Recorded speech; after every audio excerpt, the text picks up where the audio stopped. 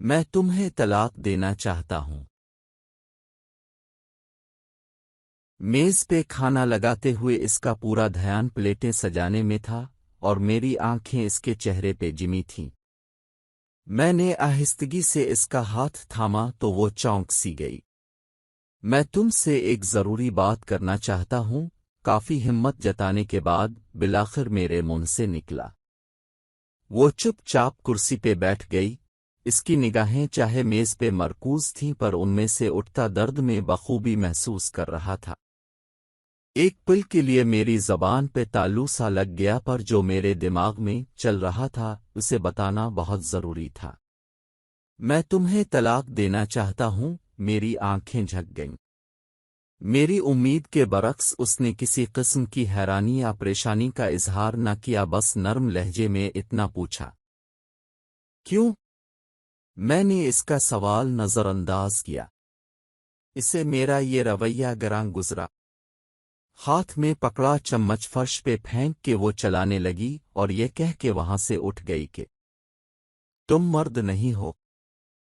رات بھر ہم دونوں نے ایک دوسرے سے بات نہیں کی۔ وہ روتی رہی۔ میں جانتا تھا کہ اس کے لیے یہ جاننا ضروری ہے کہ آخر ہماری شادی کو ہوا کیا ہے۔ میرے پاس اس دینے کے لیے کوئی تسلی بخش جواب نہیں تھا۔ اسے کیا بتاتا کہ میرے دل میں اس کی جگہ اب کسی اور نے لے لی ہے۔ اب اس کے لیے میرے پاس محبت باقی نہیں رہی۔ مجھے اس پہ ترس تو بہت آ رہا تھا اور ایک پچھتاوا بھی تھا، پر اب میں جو فیصلہ کر چکا تھا اس پہ ڈٹے رہنا ضروری تھا۔ طلاق کے کاغذات عدالت میں جمع کرانے سے پہلے میں نے اس کی ایک کاپی اسے تھمائی جس پہ لکھا تھا کہ وہ طلاق کے بعد گھر، گاڑی اور میرے ذاتی کاروبار کے 30% کی مالکن بن سکتی۔ اس نے ایک نظر کاغذات پہ دوڑائی اور اگلے ہی لمحے اس کے ٹکڑے کر کے زمین پہ پھینک دیے۔ جس عورت کے ساتھ میں نے اپنی زندگی کے 10 سال بتائے تھے وہ ایک پل میں اجنبی ہو گئی۔ مجھے افسوس تھا کہ اس نے اپنے انمول جذبات اور قیمتی لمحے مجھ پہ ضائع کیے، پر میں بھی کیا کرتا۔ میرے دل میں کوئی اور اس حد تک گھر کر چکا تھا کہ اس کھونے کا تصور ہی میرے لیے ناممکن تھا۔ بالآخر وہ ٹوٹ کے بکھری اور میرے سامنے ریزہ ریزہ ہو گئی۔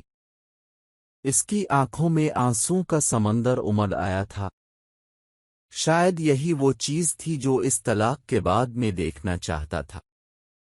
اگلے روز پورا دن اپنی نئی محبت کے ساتھ بتا کہ جب میں تھکا ہارا گھر پہنچا تو وہ میز پہ کاغذ پھیلائے کچھ لکھنے میں مصروف تھی۔ میں نے اس پہ کوئی دھیان نہ دیا اور جاتے ہی بستر پہ سو گیا۔ دیر رات جب میری آنکھ کھلی تو وہ تب بھی کچھ لکھ رہی تھی۔ اب بھی میں نے اس سے کوئی سوال نہیں کیا۔ صبح جب میں اٹھا تو اس نے طلاق کی کچھ شرائط میرے سامنے رکھ دیں۔ اسے میری دولت اور جائیداد میں سے کچھ نہیں چاہیے تھا۔ وہ بس 1 مہینہ مزید میرے ساتھ رہنا چاہتی تھی۔ اس 1 مہینے میں ہمیں اچھے میاں بیوی کی طرح رہنا تھا۔ اس شرط کی بہت بڑی وجہ ہمارا بیٹا تھا جس کے کچھ ہی دنوں میں امتحانات ہونے والے تھے۔ والدین کی طلاق کا اس کی تعلیم پہ برا اثر نہ پڑے، اس لیے میں اس کی یہ شرط ماننے کو بالکل تیار تھا۔ اس کی دوسری اور احمقانہ شرط یہ تھی کہ میں ہر صبح اسے اپنی باہوں میں اٹھا کے گھر کے دروازے تک چھوڑنے جاؤں، جیسا شادی کے ابتدائی دنوں میں کرتا تھا۔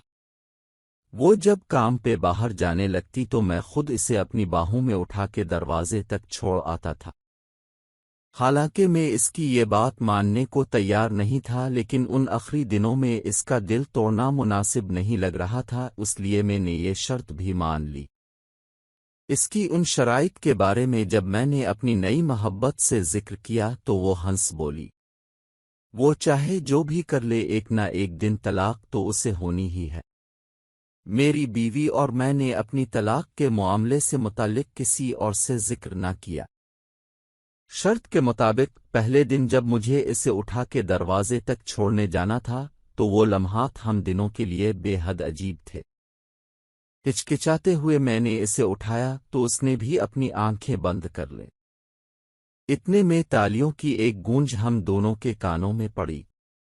पापा ने मम्मी को उठाया हुआ है। हाय हाय, हमारा बेटा खुशी में झूम रहा था। इसके अल्फाजों से मेरे दिल में एक दर्द सा उठा और मेरी बीवी की कैफियत भी लगभग मेरे जैसी थी। प्लीज इसे तलाक के बारे में कुछ मत बताना, वो आहिस्तगी से बोली। मैंने जवाबा सर हिलाया। इसे दरवाजे तक छोड़ के बाद में अपने ऑफिस की तरफ निकल पड़ा और वो बस स्टॉप की तरफ चल दी। अगली सुबह उसे उठाना मेरे लिए कदरे आसान था और उसकी हिचकिचाहट में भी कमी थी। उसने अपना सर मेरी छाती से लगा लिया। एक अरसे बाद इसके जिस्म की खुशबू मेरे हवास से टकराई। मैं बगौर उसका जायजा लेने लगा। चेहरे की गहरी झुर्रियां और सर के बालों में उतरी चांदी इस बात की गवाह थी कि इसने इस शादी में बहुत कुछ खोया है। 4 दिन मजीद गुजरे। जब मैंने इसे बाहों में भर के सीने से लगाया तो हमारे बीच की वो कुर्बत जो कहीं खो सी गई थी वापस लौटने लगी। फिर हर गुजरते दिन के साथ कुर्बत के वो जज्बात बढ़ते गए। लम्हे दिनों को पैर लगा के उड़ा ले गए और महीना पूरा हो गया। इस आखिरी सुबह में जाने के लिए तैयार हो रहा था और वो बेड पे कपड़े फैलाए इस परेशानी में मुब्तला थी कि आज कौन सा लिबास पहने, क्योंकि पुराने सारे लिबास इसके नहीफ जिस्म पे खुले होने लगे थे। उस वक्त मुझे अंदाजा हुआ कि वो कितनी कमजोर हो गई है। शायद इसीलिए मैं इसे आसानी से उठा लेता था। इसकी आंखों में उमड़ते दर्द को देख के ना चाहते हुए भी मैं उसके पास चला आया और उसके कंधे पे हाथ रखा। पापा, मम्मी को बाहर घुमाने ले जाएं, हमारे बेटे की आवाज मेरे कानों में पड़ी। इसके ख्याल में इस पे ये जरूरी था कि मैं किसी तरह इसकी माँ का दिल बहलाऊं। मेरी बीवी बेटे की तरफ मुड़ी और उसे सीने से लगा लिया। ये लम्हा मुझे कमजोर न कर दे, ये सोच के मैंने अपना रुख मोड़ लिया। आखिरी बार मैंने उसे अपनी बाहों में उठाया। इसने भी अपने बाजू मेरी गर्दन के गिर्द हाइल कर दिए। मैंने इसे मजबूत से थाम लिया। मेरी आंखों के सामने शादी का वो दिन गर्दिश करने लगा जब पहली बार मैं इसे ऐसे ही उठा के अपने घर लाया था और वादा किया था कि मरते दम तक ऐसे ही हर रोज इसे अपने सीने से लगा के रखूंगा। मेरे कदम फर्श से शायद जिम से गए थे, इसीलिए मैं बामुश्किल दरवाजे तक पहुंचा। उस नीचे उतारते हुए मैंने इसके कान में सरगोशी की। शायद हमारे दरमियान कुर्बत की कमी थी। वो मेरी आंखों में देखने लगी और मैं इसे वहीं छोड़ के अपनी गाड़ी की तरफ बढ़ा। तेज रफ्तार में गाड़ी चिल्लाते हुए बार बार एक खौफ मेरे दिल में घर कर रहा था कि कहीं मैं कमजोर ना पड़ जाऊं, अपना फैसला बदल ना दूं। मैंने इस घर के दरवाजे पे ब्रेक लगाई जहां नई मंजिल मेरा इंतजार कर रही थी। दरवाजा खुला और वो मुस्कुराते हुए मेरे सामने आए। मुझे मुआफ कर दो, मैं अपनी बीवी को तलाक नहीं दे सकता। मेरे मुंह से निकले ये अल्फाज इसके लिए किसी धमाके से कम नहीं थे। वो मेरे पास आई और माथे पे हाथ रख के बोली, शायद तुम्हारी तबीयत ठीक नहीं है या फिर तुम मजाक कर रहे हो। नहीं, मैं मजाक नहीं कर रहा। शायद हमारी शादीशुदा जिंदगी बेरंग हो गई है, पर मेरे दिल में इसके लिए मोहब्बत अब भी जिंदा है। बस इतना हुआ, हम हर वो चीज भूल गए जो इस साथ के लिए जरूरी थी। देर से सही पर मुझे सब याद आ गया है और साथ निभाने का वो वादा भी याद है जो शादी के पहले दिन मैंने इससे किया था। नए हर बंधन को तोड़ के बाद में पुराने बंधन को दोबारा जोड़ने के लिए वापस लूटा। मेरे हाथ में फूलों का एक गुलदस्ता था जिसमें मौजूद पर्ची पे लिखा था, मैं हर रोज ऐसे ही तुम्हें अपनी बाहों में उठा के दरवाजे तक छोड़ने आऊंगा। सिर्फ मौत ही मुझे ऐसा करने से रोक सकती है। मैं अपने घर में दाखिल हुआ और दौड़ते हुए सीढ़ियां चढ़ने लगा। मेरे पास अपने बीवी को देने के लिए जिंदगी का सबसे बड़ा तोहफा था। मैं जब इससे चंद लम्हों की दूरी पे था तभी जिंदगी की डोर उसके हाथों से सरक गई। कई महीनों तक कैंसर की बीमारी से लड़ते लड़ते वो हार चुकी थी।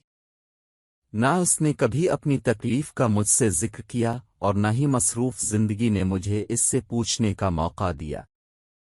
جب اسے میری سب سے زیادہ ضرورت تھی تب میں کسی اور کے دل میں اپنے لیے محبت کھوج رہا تھا۔ وہ جانتی تھی کہ اس کے پاس زیادہ وقت نہیں ہے۔ کہیں ایسا نہ ہو کہ اس کی موت سے قبل طلاق کا اثر ہمارے بیٹے کے دل میں میرے لیے نفرت کا بیج بو دے۔ اس لیے بیتے 1 مہینے میں اس نے بیٹے کے سامنے انتہائی محبت کرنے والے شوہر کا میرا روپ نقش کر دیا، جو حقیقی تو نہیں تھا پر دائمی ضرور بن۔ یہ کہانی ان لوگوں کے لیے ہے جو اپنے بے رنگ رشتوں میں رنگ بھرنے کی بجائے ان سے دور بھاگنے کی کوشش کرتے ہیں۔ کئی بار یہ سمجھنے میں ہم دیر کر دیتے ہیں کہ نئے رشتے قائم کرنا زیادہ صحیح ہے یا پھر پرانے رشتوں میں رنگ بھرے جائیں۔ اس کا فیصلہ آپ کے ہاتھ میں ضرور ہے، لیکن ایسا نہ ہو کہ آپ وقت پہ فیصلہ نہ کر سکیں اور اس تاخیر میں ہاتھ ہمیشہ ہمیشہ کے لیے خالی رہ جائیں۔ تو دیر مت کیجیے، اپنی رائے ضرور دیجیے گا۔